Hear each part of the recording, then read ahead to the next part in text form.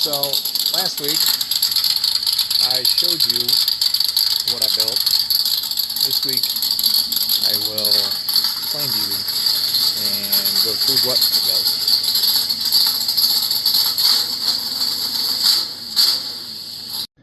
So last week I was showing you guys what I built for my Chevelle project, and I figured there's a couple motor heads on here that would like to know what the heck this thing is.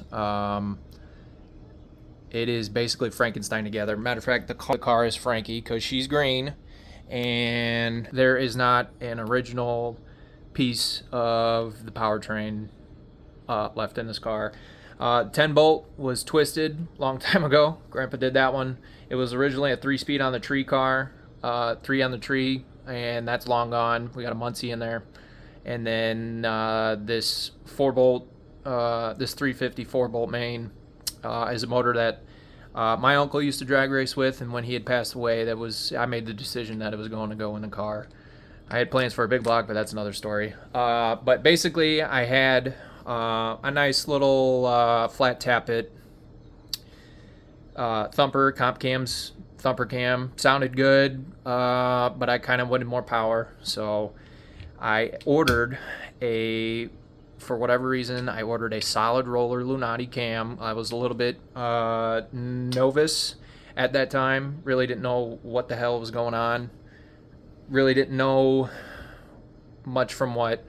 And at the time, I had a set of cylinder heads on this engine that I thought were like a 70-something cc combustion chamber. They were 305 heads, so they might have been smaller. And I knew that these pistons are flat top, but they have valve reliefs in them. And I know that kind of kills compression. I don't know how much, because I've never measured it. But I'm just guessing. If I had to guess, it'd probably been like something like 9-to-1 compression, which is definitely more than stock.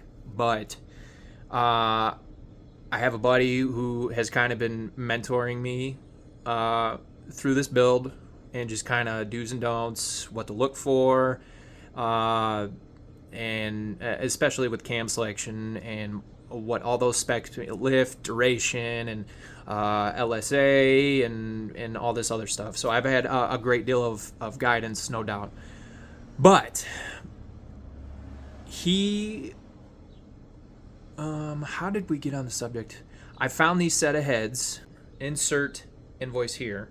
I got these heads for $500. Basically what they are, they came on L98 crate engines, or ZZ4 crate engines, L98 Corvette engines. And basically why we wanted these heads was because the combustion chamber is something like 58 cc, 56 cc combustion chamber. So automatically it's a crazy increase on compression.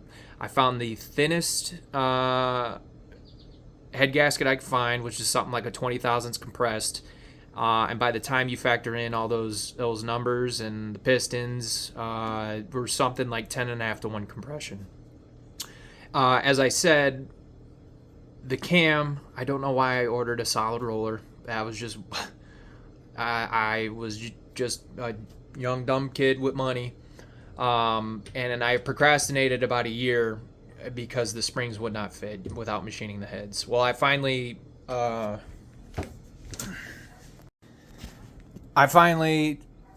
decided that, if I'm going to get into this engine building stuff, well, I better get real familiar with, push rod geometry and valve train geometry. If that's any tip to anybody. If you're just working on top end stuff, push rod geometry, something you need to master. But to make those fit, I bought the arbor and a cutter. The cutter you can get in different widths. And so there's 2 specs when you order these cutters. There's the outside, and then there's the inside. The inside was the part where the valve stem comes out. I forget what that's called. But you get that. I bought that that diameter, and then I bought the outside diameter for the springs, which was a 1.550. Yeah, so a 1.550 on the outside, a 0.630 on the inside is where the kind of like the valve stem boss is where it would come through. So I shaved these down, I think about 80 thousandths, and then what you can get is a valve spring centering shim, and basically what that does, you get the inside diameter, the 0.63, and then you can get them as wide. You can get them pretty wide. I ended up finding them, 0.63 on the inside to go over the valve spring boss, and I don't even have one out.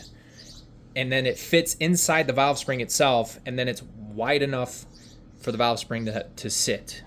So basically on the bottom, I have valve spring centering shim, prevents the base of the valve spring from moving around at high RPM.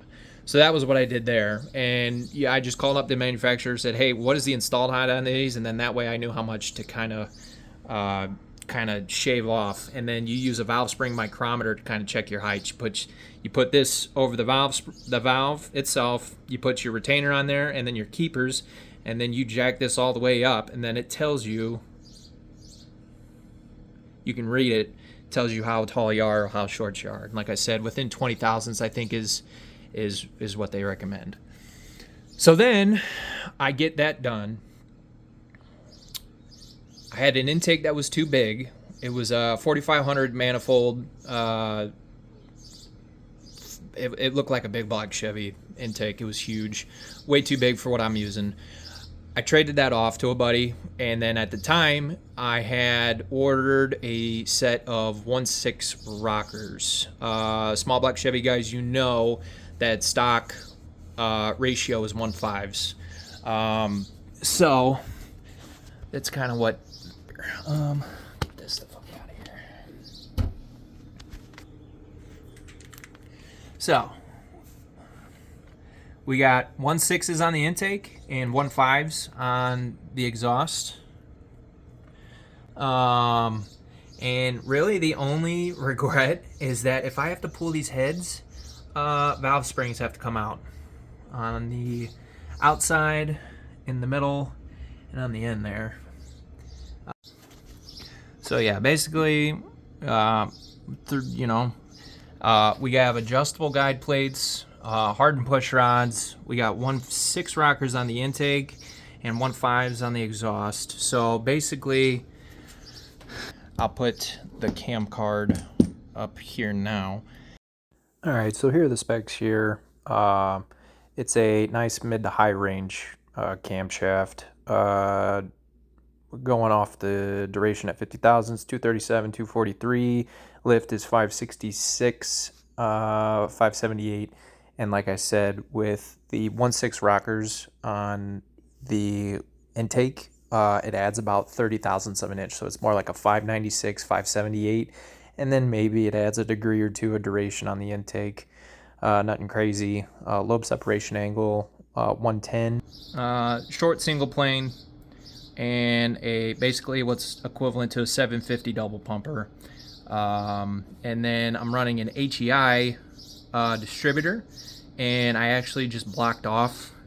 There's a block off plate you can put for the vacuum advance, and I'm running mechanical. Initial base timing is like 12-13 degrees, maybe 14, and then the mechanical advance, it's the most it advances is like 22 degrees just on advance itself, and it's advanced.